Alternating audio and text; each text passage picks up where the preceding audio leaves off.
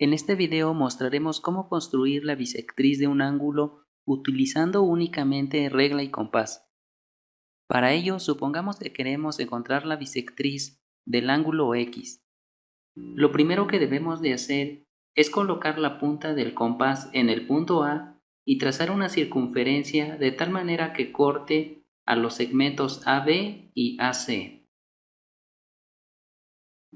Llamemos C1 a la circunferencia que acabamos de trazar, y sean E y D los puntos donde la circunferencia C1 corta al segmento AB y AC respectivamente. Luego, con la misma apertura que tenemos en nuestro compás, colocamos la punta de nuestro compás en el punto E y trazamos una circunferencia.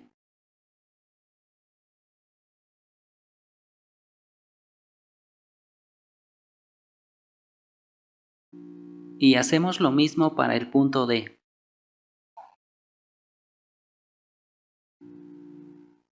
Luego consideramos el punto F, que es la intersección de las dos circunferencias que acabamos de construir y que además es distinto del punto A. Es decir, este punto de aquí es F. Finalmente, con nuestra regla trazamos una semirrecta que pase por los puntos A y F.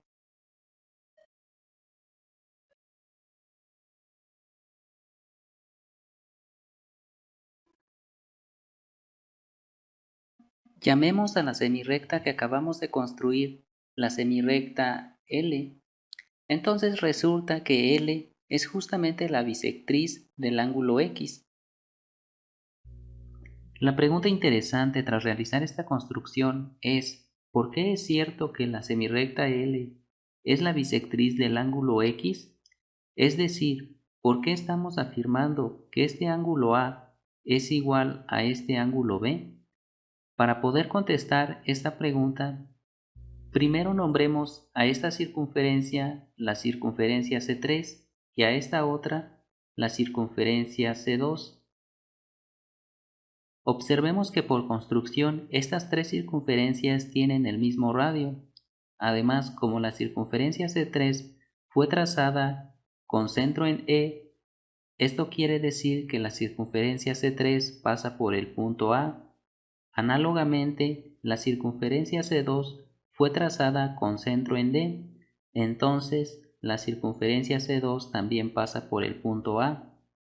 Ahora nombremos a este punto de intersección el punto G y a este otro punto el punto H. Tracemos ahora el segmento DF y el segmento FH. Notemos que AD y DF son radios de la circunferencia C2, entonces el triángulo ADF es isósceles y por lo tanto este ángulo de aquí mide B.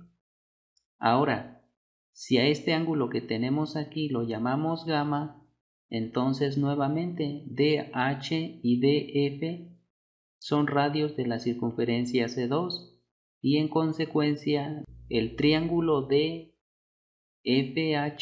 es isósceles nuevamente y por lo tanto este ángulo de aquí mide gamma. Pero observemos que este ángulo es la suma de estos dos, que es 2 gamma, y análogamente este ángulo de aquí es la suma del ángulo B más el ángulo B, que es 2B. Por lo tanto, tenemos que 2 gamma más 2B es igual a 180, porque AH es el diámetro de la circunferencia C2. Entonces, gamma más B es igual a 90. Esto quiere decir que el ángulo AFH mide 90 grados y por lo tanto el triángulo AFH es un triángulo rectángulo. Análogamente podemos demostrar que el ángulo AFG es también de 90 grados. Luego, por el teorema de Pitágoras, vamos a tener que la longitud del segmento AF al cuadrado más la longitud del segmento FG al cuadrado es igual al cuadrado de la longitud del segmento AG. Análogamente, para el triángulo AFH vamos a tener que FH al cuadrado más FA al cuadrado es igual a AH al cuadrado, pero observemos que AH es igual a AG, entonces esto es igual a AG al cuadrado. De estas dos ecuaciones obtenemos que FG es igual a FH. De aquí se sigue que el triángulo AFG es congruente con el triángulo AFH